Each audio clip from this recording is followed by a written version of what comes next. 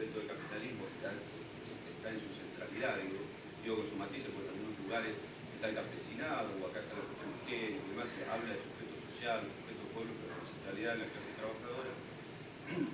Si también podemos concebir al sujeto como perpetuador de su propia contradicción de clase.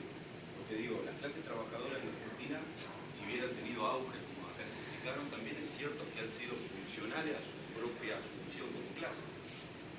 Digo, en la época del peronismo, en el 45, donde se habla de la clase trabajadora como su auge, de participación, de renta y demás, también es cierto que era una clase trabajadora que no se planteaba la transformación de la sociedad, sino funcionar en el sistema, recibiendo derechos, pero recibiéndolos, no conquistándolos desde el Estado. Entonces digo, la clase trabajadora como sujeto, como motor, con su potencialidad de transformación de la sociedad.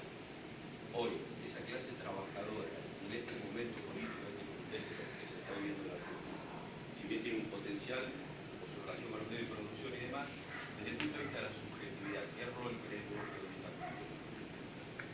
Bueno, son dos preguntas casi, porque la primera es sobre Gramsci y la otra sobre clase obrera, muy compleja.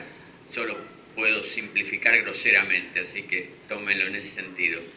En cuanto a la idea de clases subalternas, para Gramsci es portadora de un concepto más amplio que es el de bloque histórico. El bloque histórico estaría integrado por diferentes clases, diferentes sectores de clase que tienen en común la asunción de una potencial, no necesariamente actual, no necesariamente en todo momento, pero que tienen una alineación potencial en contra de la clase capitalista, en contra de la burguesía. Ahora, Gramsci parte de la base de que, más allá de la clase fundamental entre las clases subalternas, que para Gramsci es el movimiento obrero, por más que esto quede diluido bastante en las interpretaciones que algunos hacen de Gramsci, la clase central, que es la clase obrera y su movimiento, el movimiento obrero en todas sus expresiones, sindicato, partido, etcétera, con distintos grados de protagonismo. Gramsci le da mucha importancia al partido, pero esa clase principal debe conquistar a otros sectores de las clases subalternas, debe producir, avanzar en el sentido de que las otras tomen conciencia. Se necesita que se haya, y esto viene de Lenin, que se construya una hegemonía de la clase obrera en relación con el resto de las clases subalternas. Y eso tendería a formar un nuevo bloque histórico. Pero bloque histórico no es solo una alianza, se realiza un nuevo bloque histórico cuando se produce un proceso revolucionario.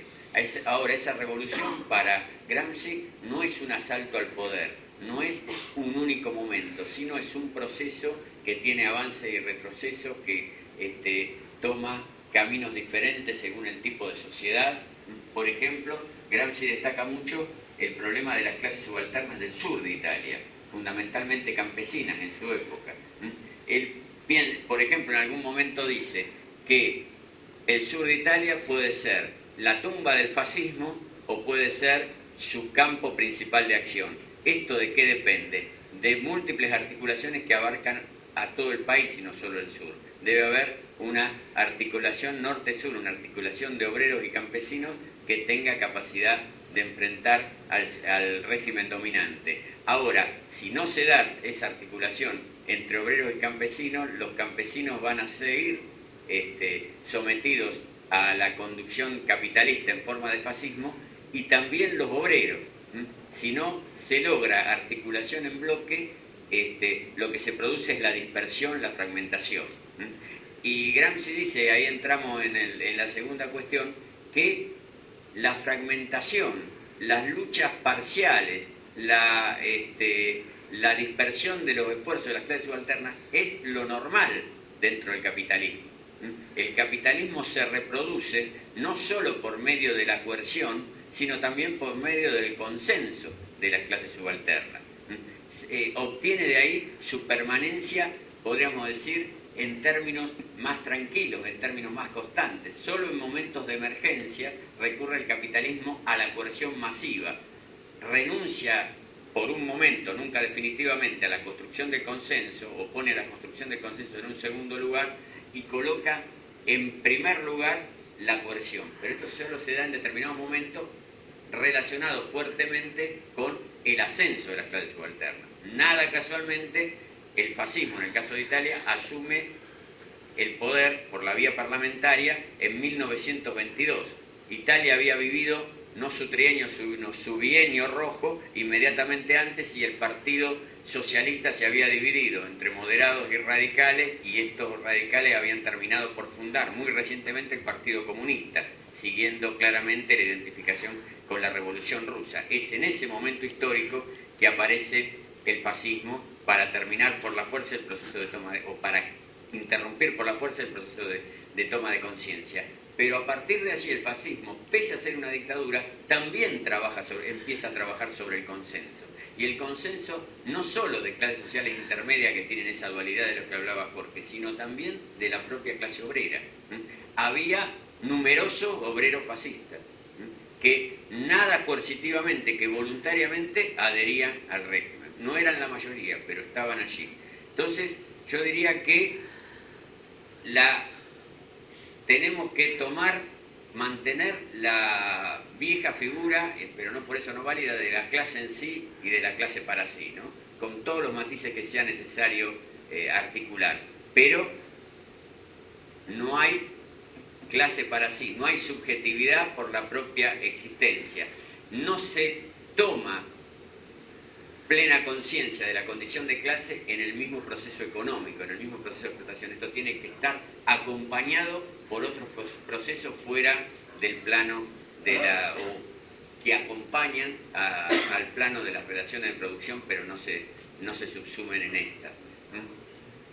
Ahora, sobre en qué momento está la subjetividad actualmente. Esto es más complejo todavía. Yo diría simplemente que asistimos desde 2003 a una reconstrucción de hegemonía que todavía no ha sido quebrada. Los movimientos de las clases subalternas son parciales, a veces regionales, abarcan a sectores de trabajadores o abarcan a sectores de trabajadores rurales o de campesinos no articulados entre sí. Sigue existiendo, campeando por sus fueros, lo que llamamos la burocracia sindical, que es un fenómeno más complejo, lo llamamos así un poco por comodidad, por claridad, pero los trabajadores asalariados en particular están dominados mayoritariamente por la burocracia sindical.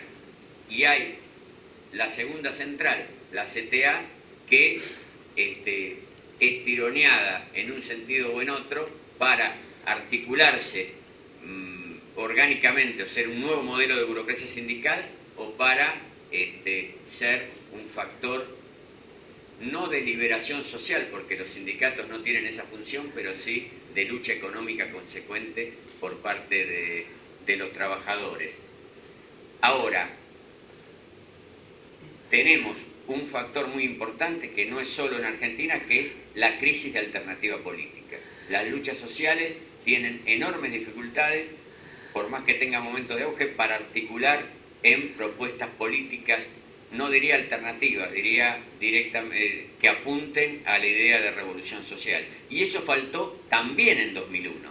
Hubo, lo que decía yo, ese laboratorio de experiencias sociales, pero no hubo ningún esfuerzo orgánico, mucho menos exitoso, por articular esto en un movimiento general de las clases subalternas. Por eso, tan rápidamente, la burguesía pudo, o el gran capital, mejor sería decir, pudo reconstruir primero la autoridad, una autoridad con el gobierno de Duhalde, con fuertes recaídas, con fuertes voluntarias reincidencia en la represión, y a partir de 2003 la reconstrucción de hegemonía a partir de un gobierno que toma nota de lo que ocurrió en 2001, indudablemente, que se ve en la necesidad de plantear cambios en el modo de articulación del Estado con la sociedad, de plantear cambios en la asunción de la memoria histórica, en relación con el tema de derechos humanos. Bueno, lo que todos sabemos, tomando nota de 2001, pero tomando nota de 2001 para reconducir ese momento del proceso social argentino, reconducirlo a una subordinación a los términos de la sociedad capitalista.